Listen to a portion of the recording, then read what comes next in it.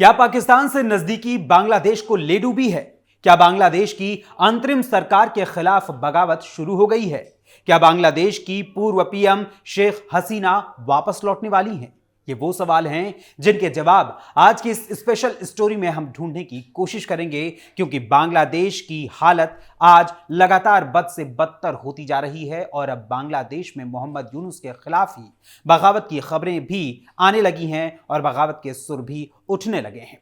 आज इन्हीं सब के बारे में स्पेशल स्टोरी में हम आपके सामने चर्चा करेंगे और विस्तार से आपको बताएंगे। नमस्कार, कैपिटल टीवी देख रहे हैं आप और मैं हूं आपके साथ अखिलेश पांडे।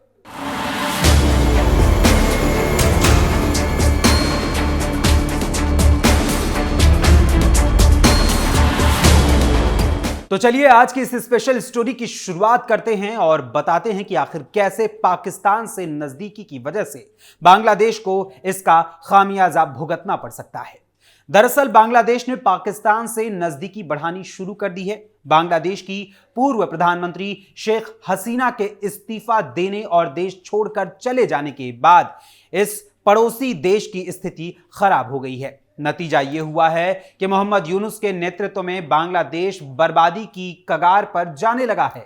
बांग्लादेश का भारत विरोधी और पाकिस्तानी प्रेम दिखाना इस मुल्क पर भारी पड़ सकता है। अगर स्थिति काबू से बाहर हुई तो ये तो पड़ोसी देश भारत का एक झटका तक सह नहीं पाएगा, यानी बांग्लादेश पूरी तरीके से इस झटके को नहीं सह पाएगा जिसे भारत उसे दे सकता है। वहीं बांग्लादेश में पाकिस्तान की सेना की एंट्री होने जा रही है।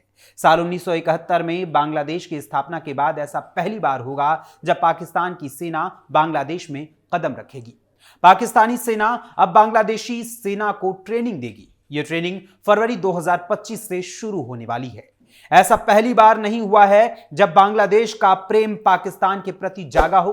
हाल ही में बांग्लादेश के कई व्यापारियों ने कहा था कि वो पाकिस्तान से सामान खरीदे। ऐसा न करने पर अंजाम भुगतने की चेतावनी तक दी गई थी। बांग्लादेश इस समय पाकिस्तान से कई चीजें खरीदने में दिलचस्पी दिखा रहा है। इनमें चीनी से लेकर प्याज और आलू तक शामिल हैं। इन चीजों को पहले बांग्लादेश भारत से खरीदा करता था, लेकिन अब मोहम्मद यूनुस के नेतृत्व वाली बांग्लादेश सरकार भारत से किनारा कर रही है।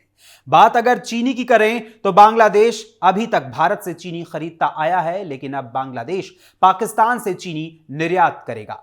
यह पहली बार है जब पाकिस्तान बड़ी मात्रा में चीनी बांग्लादेश भेज रहा है। माना जा रहा है कि जनवरी में चीनी की यह खेप बांग्लादेश पहुंच जाएगी। पाकिस्तान इस साल 6 लाख टन चीनी दुनिया के कई देशों में निर्यात करेगा। इसमें से एक बड़ा हिस्सा बांग्लादेश को भेजा जाएगा। वहीं अभी तक बांग्लादेश आलू और प्याज की खेप भारत से मंगवाता रहा है, लेकिन इस पर भी बांग्लादेश पाकिस्तान की ओर मुड़ गया है। बता दें कि बांग्लादेश के लिए भारत प्याज और आलू का सबसे बड़ा निर्यातक रहा है। बांग्लादेश ने कहा है कि बांग्लादेश ट्रेड और टैरिफ कमीशन यानी BTTC ने आलू और प्याज की कीमतों और आपूर्ति को स्थिर रखने के लिए वैकल्पिक स्रोतों की पहचान की है।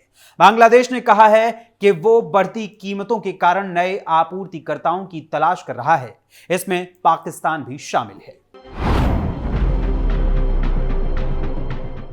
बांग्लादेश अपने ही व्यापारियों पर भारत की जगह पाकिस्तान से कारोबार करने और वहां से सामान खरीदने का दबाव उन पर बना रहा है। ऐसा न करने पर उन्हें धमकी दी जा रही है। इकोनॉमिक टाइम्स के हाल ही में दूसरी कार्गो शिप पाकिस्तान से बांग्लादेश पहुंचा है। इस शिप में 1000 से ज्यादा कंटेनर हैं। हालांकि इस बात का पता नहीं चला है कि इन कंटेनर में क्या गया है। इससे पहले नवंबर महीने में भी एक कार्गो शिप पाकिस्तान से बांग्लादेश पहुंची थी।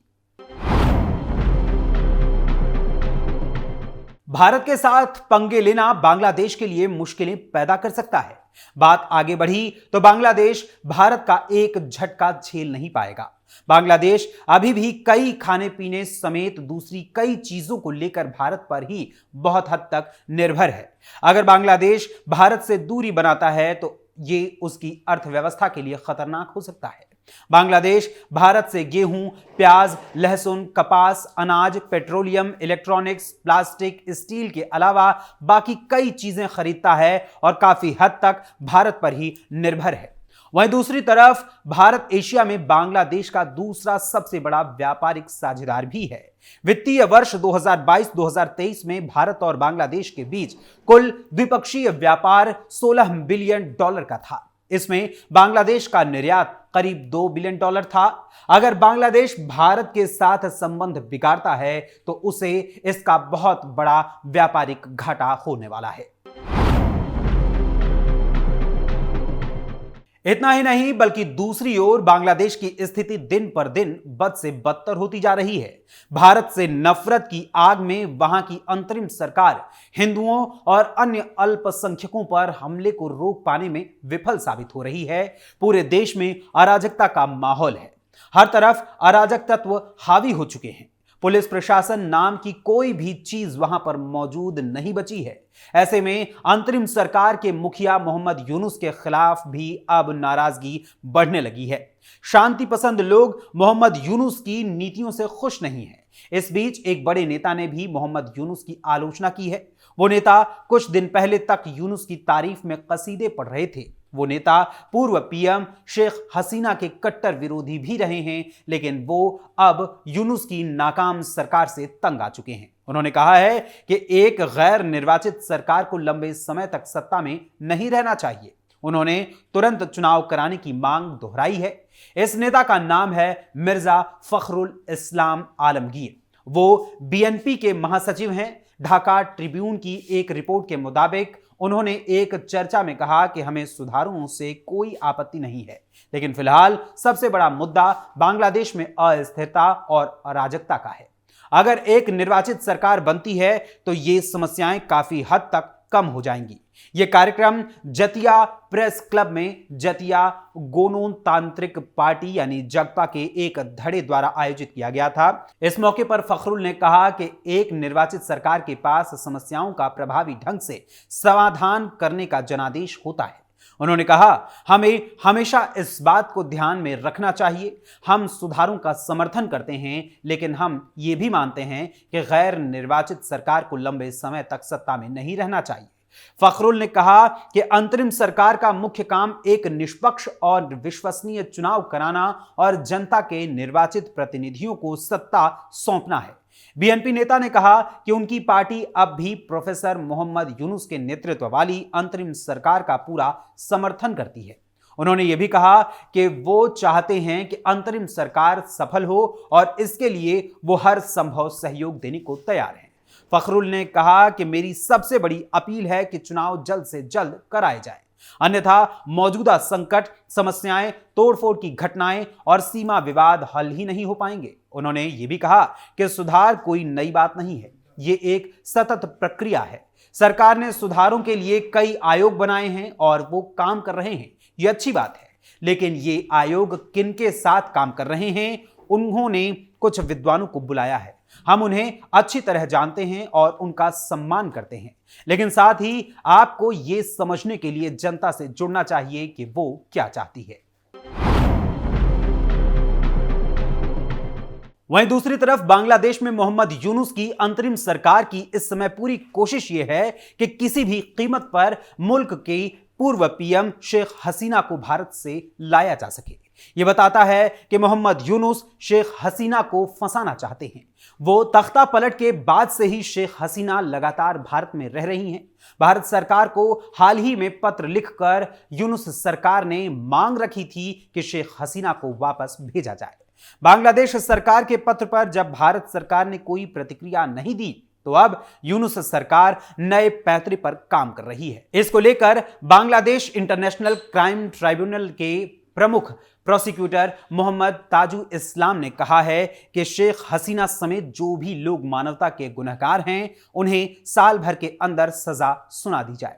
दरअसल फोरम फॉर बांग्लादेश स्टडीज की तरफ से आयोजित राष्ट्रीय सम्मेलन में उन्होंने कहा कि मोहम्मद यूनुस ने कुछ प्राथमिकताएं तय की हैं।